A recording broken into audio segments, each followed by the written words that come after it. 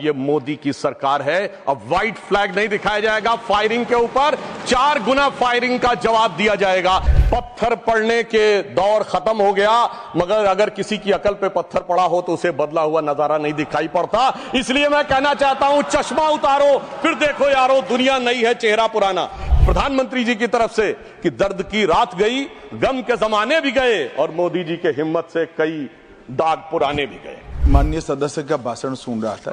माननीय सभापति महोदय, अभी इस सदन में हमारे साथी गोखले जी द्वारा जो भारत के उस राज्य को रिप्रेजेंट करते हैं जो फाइन आर्ट्स और गरिमा में अपना एक उच्च स्थान रखता है, जिसे बंगाली भद्रलोक कहा जाता है, परंतु आज उस इनिशिएशन के साथ मुझे लगता है उस भद्रता के साथ जो क्रूर मजाक हुआ है उसके ऊपर बात करते हुए मैं पीड़ा के साथ अपना निवेदन प्रारंभ करता हूं। आज हम गृह मंत्रालय के विषय में चर्चा के लिए एकत्र हुए हैं और हमारी सरकार 26 मई 2014 को आने के बाद गृह मंत्रालय की टोन एंड टेनर में क्या परिवर्तन आया, इसे मैं सिर्फ 2 वानगी में बताना चाहता हूं। 26 मई 2014 के बाद आप सबको ध्यान होगा, उससे पहले बीएसएफ जो कि गृह मंत्रालय के अंडर में आता है, पहले उधर से बहुत फायरिंग हुआ करती थी। उसके बाद पहली फायरिंग हुई तो मुझे याद है उस समय राजनाथ सिंह जी गृह मंत्री थे। यहां पे खबर आया कि साहब वहां से कहा जाता था फायरिंग हो तो सिर्फ व्हाइट फ्लैग दिखाना है। आपको पता है कि उस समय गृह मंत्रालय से संदेश गया बीएसएफ के डीजी को कि अब ये मोदी की सरकार है, अब व्हाइट फ्लैग नहीं दिखाया जाएगा, फायरिंग के ऊपर 4 गुना फायरिंग का जवाब दिया जाएगा। और आप सब ने देखा होगा पिछले 10 सालों में सीमा पर फायरिंग में शांति आ गई है। दूसरा उदाहरण देना चाहता हूं, जब हमारी सरकार आई 26 मई 2014 को, उस समय अभी आईबी का उल्लेख हुआ जो गृह मंत्रालय में आती है, इंटेलिजेंस ब्यूरो, उसके चीफ श्री आसिफ इब्राहिम थे जो कांग्रेस पार्टी के शासनकाल में आईबी चीफ बने थे। वैसे तो हम किसी भी अफसर को धर्म जाति के आधार पर नहीं देखते, पर उस समय इस बात का प्रचार किया गया था कि देखिए एक मुस्लिम अधिकारी को आईबी का चीफ बनाया गया। परंतु आज तक का भारत का इतिहास है, जब कोई सरकार बदलती है तो आईबी चीफ 1 महीने से ज्यादा नहीं रहता है। परंतु श्री नरेंद्र मोदी जी की सरकार में श्री आसिफ इब्राहिम का 8 महीने का कार्यकाल था और उन्होंने उसे 8 महीने का कार्यकाल पूरा किया। याद रखना चाहिए कि मोदी जी के कार्यकाल का पहला आईबी चीफ मुस्लिम समाज से था। यह दर्शाता है कि हम समाज के वर्गों को डर पैदा करके साथ में नहीं लेना चाहते, विश्वास पैदा करके साथ में लेना चाहते हैं। आज हमारे गृह मंत्री आदरणीय अमित शाह जी गुजरात का प्रतिनिधित्व करते हैं, प्रधानमंत्री जी उत्तर प्रदेश से प्रतिनिधित्व करते हैं। सभापति जी, यह संयोग भारत के इतिहास में 3 बार बना है। पहली बार जब सरदार पटेल गुजरात से थे और पंडित नेहरू उत्तर प्रदेश से थे तो स्वतंत्रता का काल था। दूसरी बार लाल कृष्ण आडवाणी जी गृह मंत्री थे और अटल बिहारी वाजपेयी जी उत्तर प्रदेश से थे, तब भारत ने 21वीं सदी में प्रवेश किया था। आज जब अमित शाह जी गुजरात से हैं और मोदी जी यूपी से हैं, तो भारत ने अमृत काल में प्रवेश किया है। अर्थात मैं कह सकता हूं काल के कपाल पर, भारत के भाल पर कुछ तो नया होने वाला है और कुछ ना कुछ तो नया हुआ है, उसे आज समझने की जरूरत है। अब मैं बताना चाहता हूं कि गृह मंत्रालय ने इस दरमियान किस किस प्रकार से कार्य किए। मैं 3 प्रकार के कार्य बताना चाहता हूं। एक, वो कार्य जो पिछली सरकारें भी कर रही थी वो हमने करके दिखाया। दूसरा, वो कार्य जो पिछली सरकारें कर ही नहीं सकती थी, सोच नहीं पाई, वो करके दिखाया। और तीसरे वो कार्य हैं जिसपे पिछली सरकारों ने एड़ी चोटी का जोर लगा दिया कि नहीं हो सकते, वो भी करके दिखाया। पहली श्रेणी में वो कार्य हैं, यानी मैं मानता हूं दूसरी सरकारों ने भी प्रयास किया होगा कि आतंकवाद की घटनाएं कम हो और अपराध की घटनाएं कम हो, तो मैं बताना चाहता हूं आतंकवाद की जो कुल घटनाएं जून 2004 से 14 के बीच में 7214 थी, जो 14 से 2024 के बीच में 2240 है, 69% की कमी आई है। कुल मृत्यु जो नागरिकों की और सिक्योरिटी फोर्सेस की होती थी उसमें 68% की कमी आई है। नागरिकों की जो मृत्यु होती थी उसमें 81% की कमी आई है। सिक्योरिटी कोर्सेस में जो फोर्सेस की जो मृत्यु होती थी उसमें 46% की कमी आई है। और मैं एक महत्वपूर्ण बात बताना चाहता हूं, स्टोन पेल्टिंग के इंसिडेंसेस 2010 में 2654 थे, अब 0 हैं। ऑर्गेनाइज हड़ताल 0 है, स्टोन पेल्टिंग 0 है, स्टोन पेल्टिंग में जख्मी होने वाले 0 हैं। सभापति महोदय, पत्थर पड़ने के दौर खत्म हो गया, मगर अगर किसी की अकल पे पत्थर पड़ा हो तो उसे बदला हुआ नजारा नहीं दिखाई पड़ता। इसलिए मैं कहना चाहता हूं, चश्मा उतारो, फिर देखो यारो, दुनिया नई है, चेहरा पुराना। महिला सुरक्षा के लिए एक अलग प्रभार बनाया गया। 2018 में इंटीग्रेटेड हेल्पलाइन बनाई गई और 181 हेल्पलाइन को राज्यों और केंद्र शासित प्रदेशों के साथ जोड़ा गया। फोरेंसिक को मजबूत करने के लिए प्रदेश में डीएनए विश्लेषण और साइबर फोरेंसिक की लैब्स भी बनाई गई। मॉडर्नाइजेशन करने के लिए 80 करोड़ की एक अलग मंजूरी दी गई। फोरेंसिक इकोसिस्टम को बेहतर बनाने के लिए 7 नई फोरेंसिक प्रयोगशालाएं बनाने की बात हुई, और जिसमें यूपी, बिहार, उड़ीसा, राजस्थान, छत्तीसगढ़, तमिलनाडु और केरल में, और इसके अतिरिक्त पुणे, गुवाहाटी, भोपाल और कोलकाता की लैब्स को और इंप्रूव करने का कार्य किया गया। ये वो कार्य है जो पिछली सरकारों ने सोचा नहीं था वो कर पाए। मैं उदाहरण देना चाहता हूं। एक है सीएए का उदाहरण अभी हमारे साथी ने दिया। मैं याद दिलाना चाहता हूं, इसी संसद में एक वो दौर था जब इनकी नेता ममता बनर्जी जी ने भारत के इतिहास में इकलौती बार जब चेयर के ऊपर फाइल फेंकी थी, किस बात को लेकर कि बांग्लादेशी घुसपैठियों के बारे में चर्चा करने का मौका नहीं दिया जा रहा है। और आज मैं कहना चाहूंगा, कितना बड़ा बदलाव दिखता है कि जिन लोगों ने इतना बड़ा कार्य किया था वो आज कितना पीछे हट गए। इसे कहते हैं कि वक्त के साथ इंसान कैसा बदलता है। सीए पे मैं कहना चाहूंगा, सीए गृह मंत्रालय का विषय है, नागरिकता, और यह एक संसद के द्वारा पारित कानून था, परंतु राज्य विधानसभाओं ने उसके खिलाफ प्रस्ताव पारित कर दिया। यह सरासर कानून का उल्लंघन था, सरासर संविधान का उल्लंघन था, और मैं कह सकता हूं इसके द्वारा संविधान खतरे में था। दूसरा मैं उदाहरण देना चाहता हूं, यूएपीए का चेंज किया गया, यानी अब केवल एक संगठन आतंकवादी नहीं होगा, कोई व्यक्ति आतंकवादी होगा तो उसको भी आतंकवादी माना जाएगा। एनआईए एक्ट में आतंकवाद की परिभाषा स्थापित की गई। मृत्यु दंड पर यह संशोधन किया गया कि क्षमा याचना केवल संबंधित व्यक्ति ही कर पाएगा, दूसरा नहीं कर पाएगा। आपदा के लिए विशेष धनराशि की व्यवस्था की गई, और नक्सलवाद को समाप्त करने में अभूतपूर्व सफलता हमें मिली है। अभी दिसंबर के महीने में हमारे गृह मंत्री अमित शाह जी नक्सलवाद प्रभावित क्षेत्र में सीआरपीएफ के कैंप में पूरी रात गुजार कर आए हैं। जो लोग ये कहने का प्रयास करते हैं कि इसको डर और किससे वो, उससे उनको समझने का प्रयास करना चाहिए।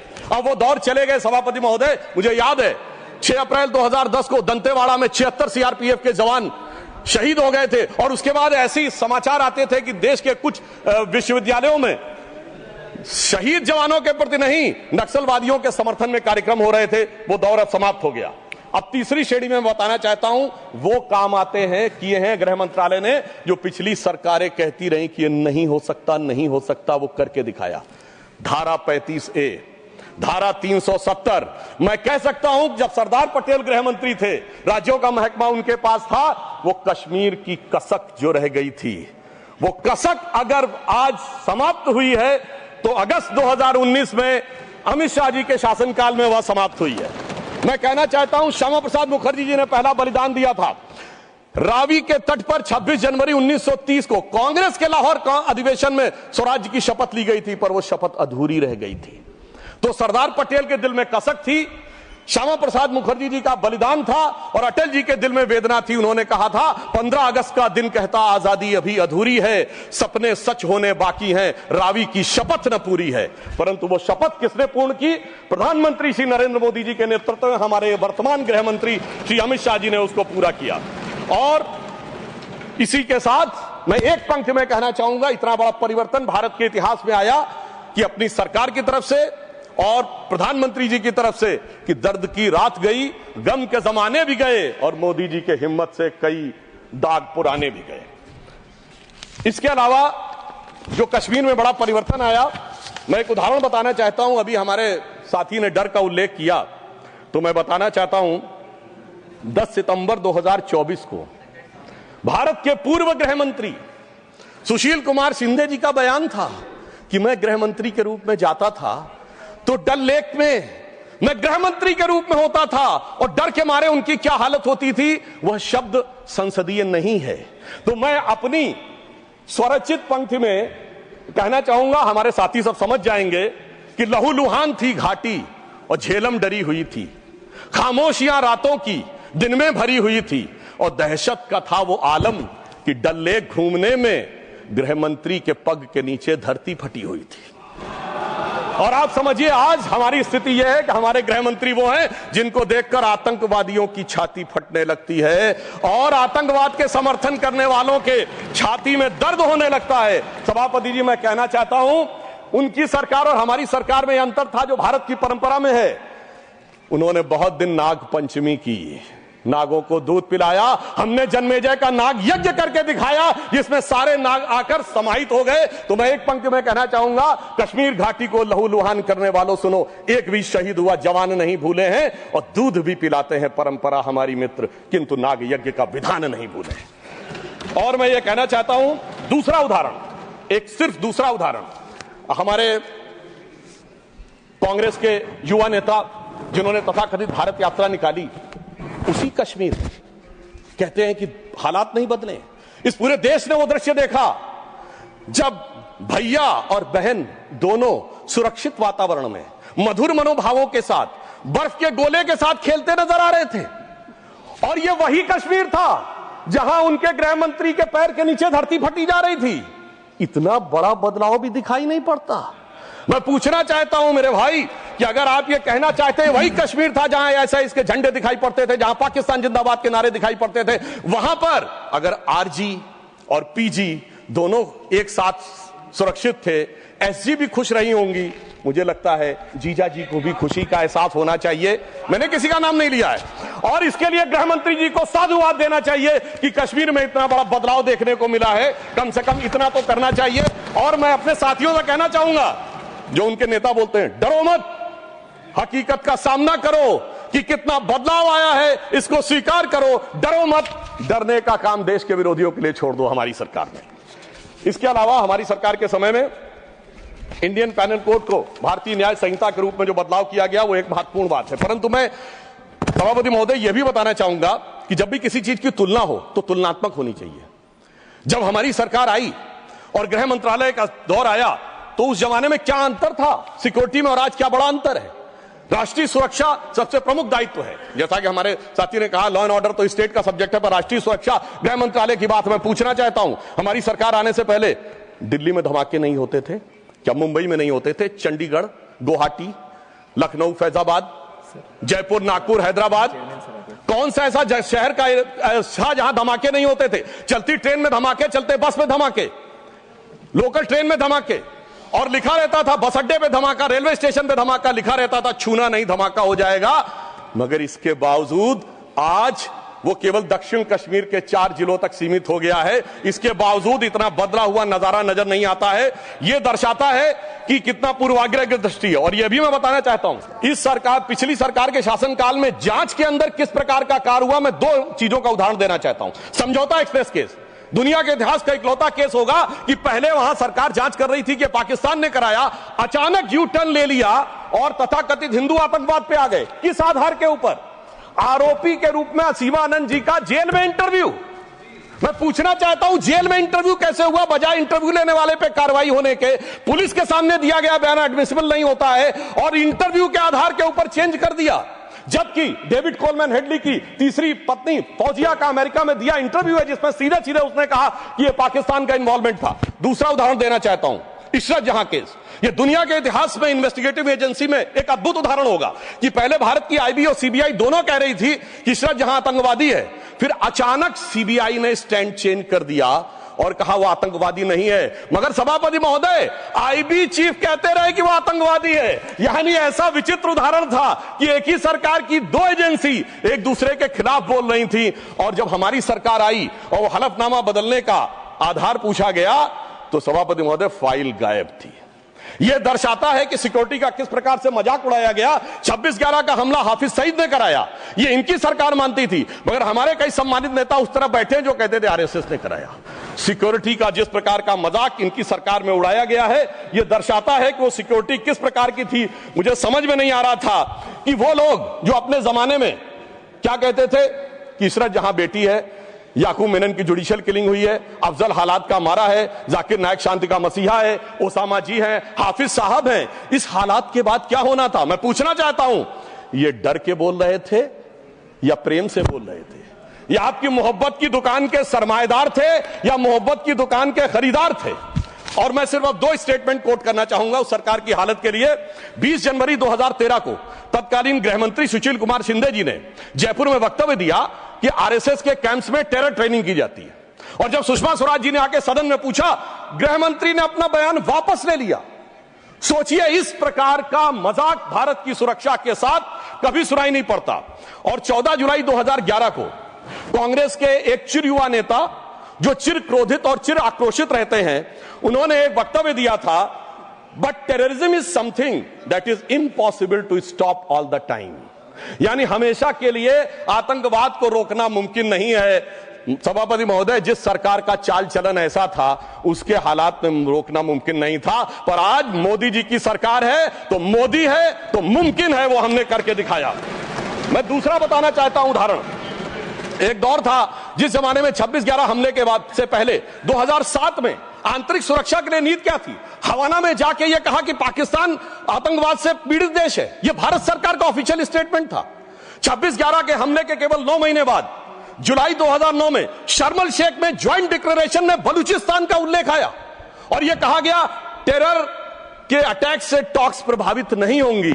मगर सभापति महोदय, जो हमारी सरकार आई तो हमने कहा टेरर के साथ टॉक्स नहीं होंगी, और जब से मोदी जी की सरकार आई है हमने इस बात को बिल्कुल साफ साफ कर दिया है। और इसीलिए पिछले 11 साल ऐसे हैं जब कोई औपचारिक द्विपक्षीय वार्ता नहीं हुई। सभापति महोदय, क्योंकि जब से हमारे गृह मंत्री जी आए हैं, हालात में जानते क्या बदलाव आया है?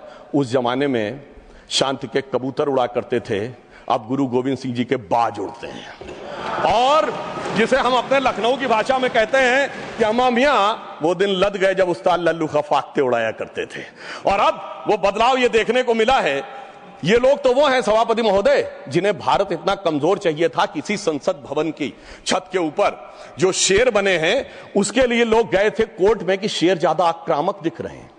यानी इन्हें शेर बिल्ली जैसे चाहिए थे, बिल्ली जैसे नहीं, भीगी बिल्ली जैसे चाहिए थे। परंतु शायद ये भूल गए कि हमारे प्रधानमंत्री जी और गृह मंत्री जी गुरु गोविंद सिंह जी से भी प्रेरणा लेते हैं, शिवाजी महाराज से भी प्रेरणा लेते हैं, महाराणा प्रताप से भी प्रेरणा लेते हैं। और उनकी तरफ से हमारी नीति के लिए कहना चाहूंगा कि मन में है धैर्य और तन में प्रचंड शौर्य, बन चंद्रगुप्त मौर्य प्रलय मचाएंगे। और महाराणा और शिवा की संतति कहाते हम शीश कट जाए भले झुकने ना पाएंगे। और बार बार छेड़िए ना भारत स्वाभिमान को, अन्यथा बाद में बहुत पछताएंगे। सौगंध मां भवानी की उठेगी ललकार जब आपके घरों पे चील कौवे मंडराएंगे। और ये आपने देखा, ये बालाकोट में भी दिखा, ये सर्जिकल स्ट्राइक में भी दिखा। पर तब हमारे विरोधी क्या कहते थे? आदमी मरे थे कि कौवे मरे थे, पेड़ गिरी थी कि बिल्डिंग गिरी थी। इस प्रकार के मजाकिया बात करने वाले लोगों को मैं बताना चाहता हूं कि भारत की व्यवस्था, अभी एक विषय का उल्लेख आया हमारे साथी ने, मैं एक बात पूछना चाहता हूं। वोटर डुप्लीकेशन की बात हमारे विरोधी उठाते हैं। मैं कहना चाहता हूं, अगर वोटर डुप्लीकेशन की बात करना चाहते हो तो पहले सिटीजनशिप डुप्लीकेशन तो क्लियर कर लीजिए। क्यों नहीं एनआरसी के लिए हां बोल देते हैं, उसके बाद यह मुद्दा ही खत्म हो जाएगा। भाई, जब आप कह रहे हैं कि वोटर्स को लेकर आपके मन में संदेह है तो एक बार एनआरसी करवा दीजिए, दूध का दूध पानी का पानी। मगर सभापति महोदय, एनआरसी क्यों नहीं करानी है? उसका कारण यह है कि पिछले चुनाव में सबसे बड़ी जीत कहां पे हुई है? असम की धुबरी सीट पे कांग्रेस के नेता रकीबुल हसन 10,25,000 से जीते हैं। और असम के जो हमारे साथी यहां बैठे होंगे, धुबरी को मिनी बांग्लादेश कहा जाता है। तो इसलिए एनआरसी नहीं करानी है, मगर डुप्लीकेशन का मुद्दा उठाना है। मैं पूछना चाहता हूं जो लोग इस विषय को उठाना चाहते हैं। सर, मैंने तो बोला ही नहीं, मैंने तो सिर्फ ये तारीफ की वो जीते हैं। I have just put up the facts and nothing personal. I have said he has got the biggest.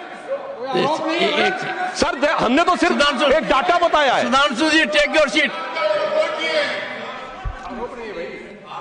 Honourable members, एक सेकेंड, 1 second.